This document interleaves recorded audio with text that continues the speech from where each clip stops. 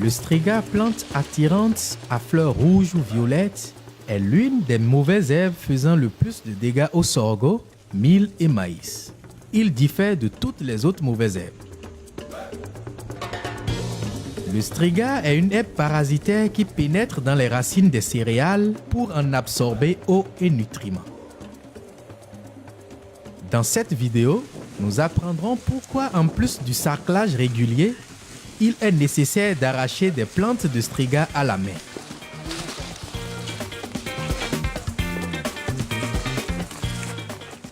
Ce qui rend le striga particulièrement dangereux est qu'une seule plante peut produire des milliers de graines. Les graines sont si petites qu'elles ressemblent à de la poussière noire qui se dissémine facilement par le vent, les eaux de ruissellement, les animaux de pâture et les semences de culture contaminées. Alors méfiez-vous, même si votre champ n'a que quelques plantes de striga, si vous les laissez produire des graines, il y aura beaucoup plus de striga les années suivantes. Les paysans du village Nkalakala, au centre de la Tanzanie, nous expliquent ce qu'ils ont appris dans leur champ école paysan.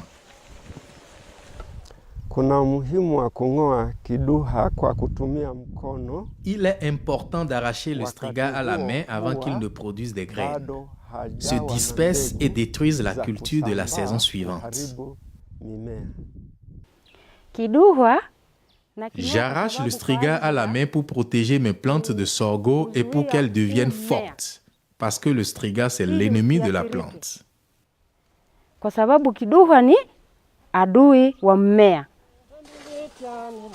Comme le striga parasitaire se développe sous terre jusqu'à 7 semaines, il apparaît plus tard que les autres mauvaises herbes, souvent après le 2e ou 3e sarclage. Donc, il peut encore fleurir et produire des graines. Arracher à la main est plus facile quand il n'y a que quelques plantes de striga. Utilisez donc différentes méthodes pour réduire le striga, telles que la culture associée ou la rotation de culture avec des légumineuses et l'application de compost. Avec un peu de vigilance, vous pouvez éviter les dégâts. Le striga est mieux contrôlé avant qu'il ne fleurisse.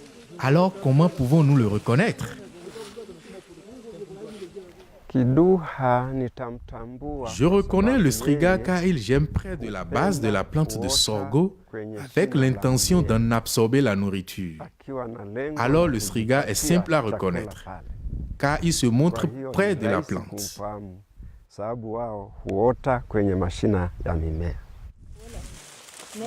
Le striga se casse et repousse facilement, mais il y a des moyens pour éviter ceci.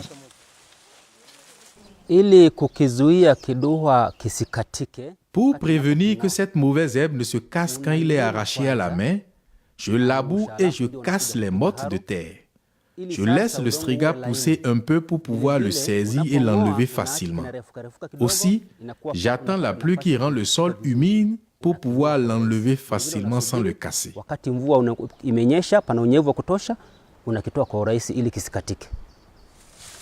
Si le striga fleurit déjà au moment de l'arrachage manuel, veuillez à le sortir de votre champ et le détruire.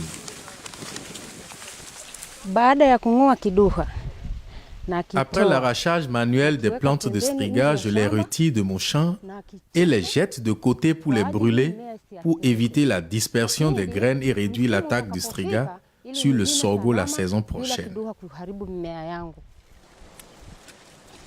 Même après la récolte, vous devez arracher le striga à la main car les souches et les racines des plantes de mil et de sorgho peuvent continuer à soutenir le striga pour quelques semaines de plus. Ces plantes de striga vont produire des millions de graines qui causeront d'importants dégâts à vos céréales les saisons à venir.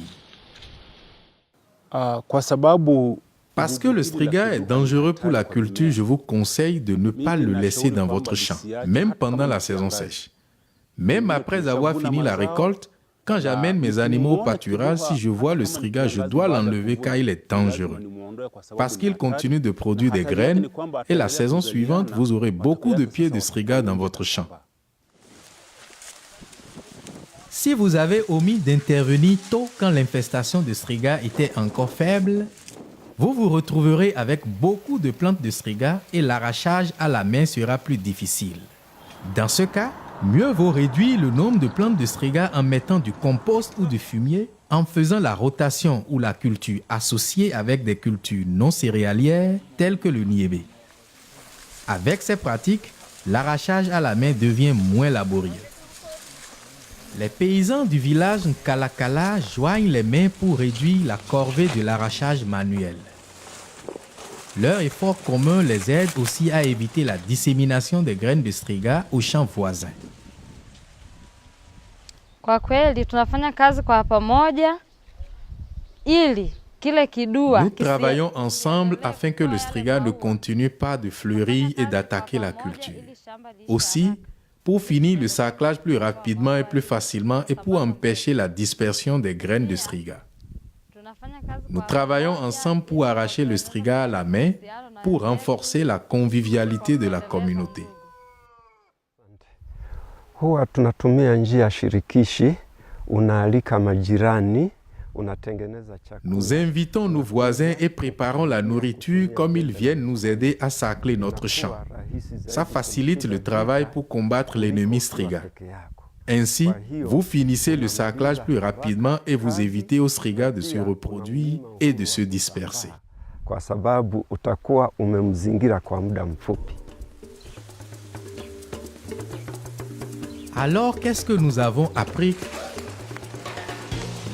Observez votre champ, car le striga apparaît après toutes les autres mauvaises herbes. Arrachez le striga à la main pour éviter la production de milliers de petites graines. Faites en sorte d'arracher la plante entière car elle se casse et repousse facilement. Pour une lutte efficace, combinez l'arrachage manuel avec d'autres méthodes de lutte contre le striga. En luttant contre le striga, vous aurez une meilleure récolte.